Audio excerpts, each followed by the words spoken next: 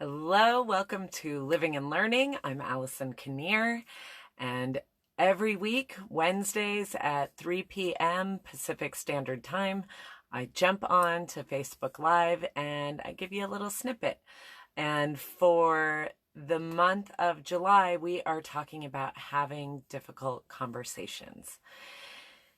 Today, I was like, oh, wow, we're still in July. Tomorrow is August. We've had a lot of Wednesdays in July. But today I wanted to talk about the number one ingredient to having difficult conversations. It's like, if this ingredient is missing, you not only will decrease the likelihood of you having a successful difficult conversation, but you might actually increase the likelihood of that conversation backfiring. So I want to talk to you a little bit about what this secret is, but first, a story. I was recently visiting a dear friend of mine, and he was telling me this story about how years ago he used to work at a used bookstore.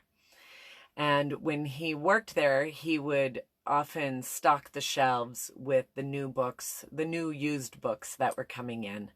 And before he would put it on the shelf, he had a habit of opening the book to just a random page and just reading a short little snippet from the book, just so he had a sense of what it was about.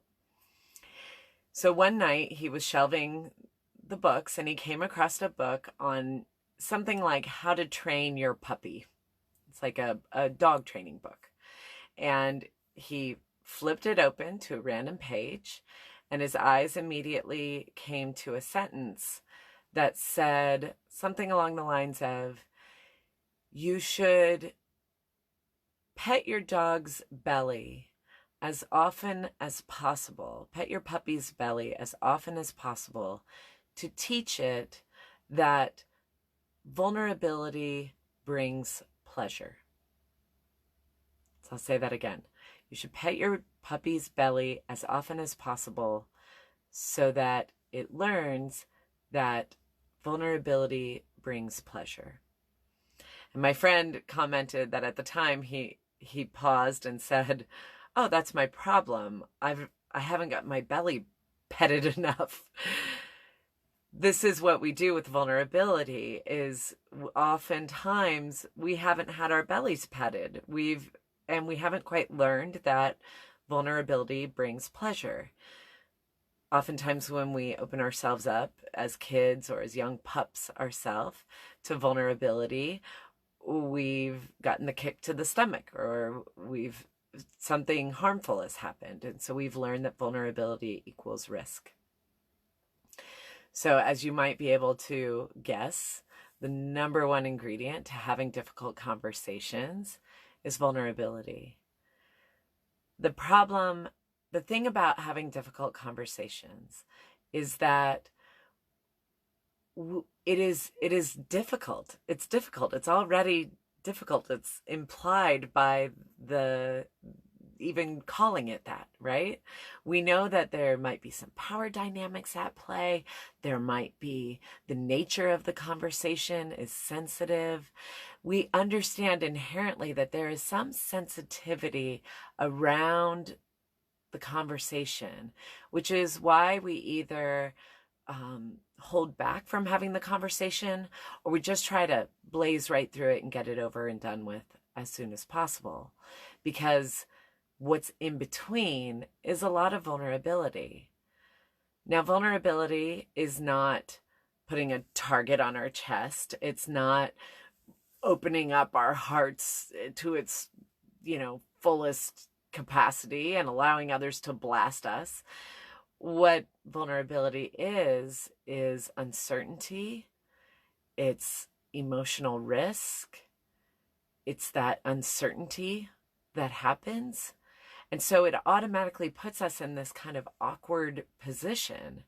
In fact, if you're having conversations about difficult things and not feeling awkward and a little bit like butterflies in your stomach, then chances are you're not being vulnerable enough, which then makes conversations either unclear or having messes to clean up after.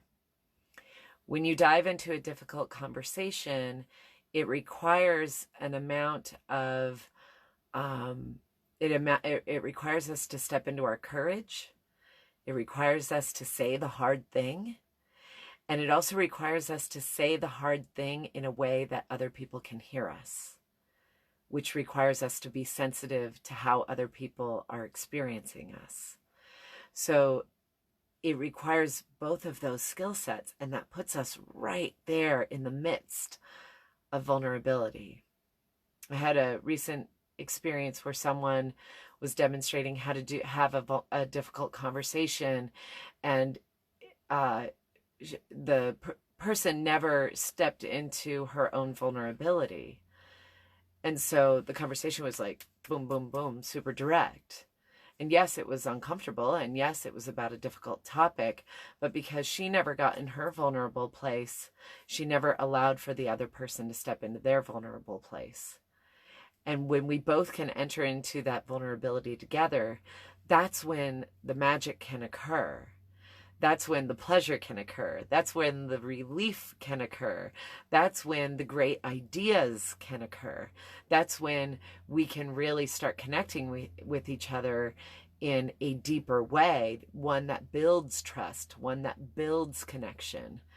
And so my experience has been that if you're not getting into that vulnerable place, that place of uncertainty and maybe a little emotional risk, or maybe you're revealing something that you usually keep hidden behind your facade, not everything, but like a little bit, or the vulnerability that comes from receiving feedback from someone or giving that feedback.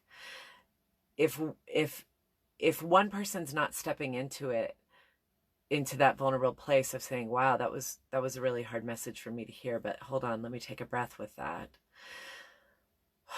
Okay, I can see how that might be true.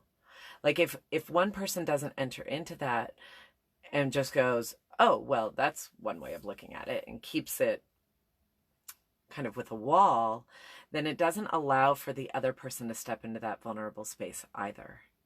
It's just defenses start coming up and walls start being built. And so people walk away either feeling more defensive, more confused, or just more upset about the situation rather than more deeply connected.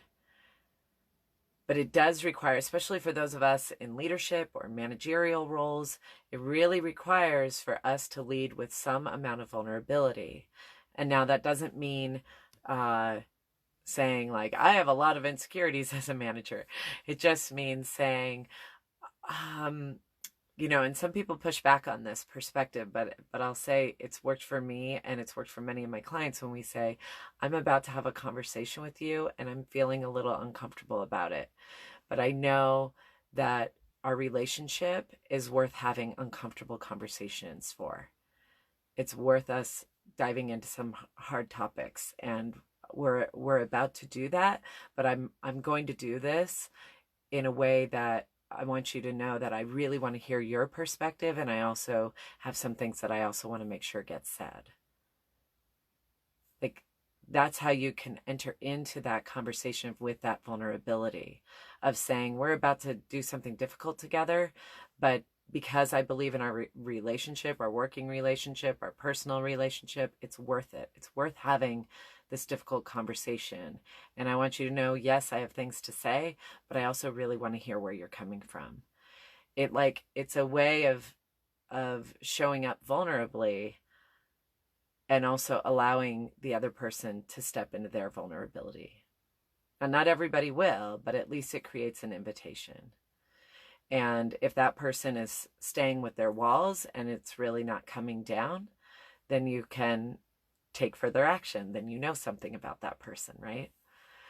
But really, the thing that I want to share is that we oftentimes feel that knot in our stomach, or we feel our heart racing, or we feel something that really indicates, ooh, I'm in a risky position, and we hit the eject button and we go to our default modes. And what I want to encourage is that if we can stay for a little bit longer in that vulnerable space, then it really can bring that pleasure. It can really bring that relief. It can really, really resolve some of the problems that maybe have been persistent for a long time. It can really alleviate a lot of that. It's just sometimes we don't realize that when our bellies get patted, it can bring that kind of pleasure and that kind of joy and that kind of relief and that kind of connection. So if you're feeling those butterflies and discomfort around difficult conversations, that's okay. That doesn't necessarily mean something bad is going to happen. It actually can mean, with the tools and the skills and to be able to like stay invested in the conversation, that real deep relief can come on the other side for everyone involved. So that is number one secret, number one ingredient, number one key to having difficult conversations, is to step into your vulnerability and to kind of hang out in there for a little while. It's going to be awkward, and that's okay. That's just okay. The problem is when it becomes awkward in defensive ways or awkward in not saying anything ways. But that awkwardness in like, ooh, I'm kind of exposing myself a little bit here, I'm taking a little risk here, that can be a really magical place. So I leave you with that. I also wanted to just say thank you to everyone for all your support and for hanging in there and tuning in every week. Next month is August, and I have yet to come up with a topic for the month of August, but I can feel one brewing. I've got a lot of ideas and a lot of things kind of coming up, so I'll be sharing that with you next week. Anyway, I wish you a wonderful week of living and learning, and I will see you next week. Take care.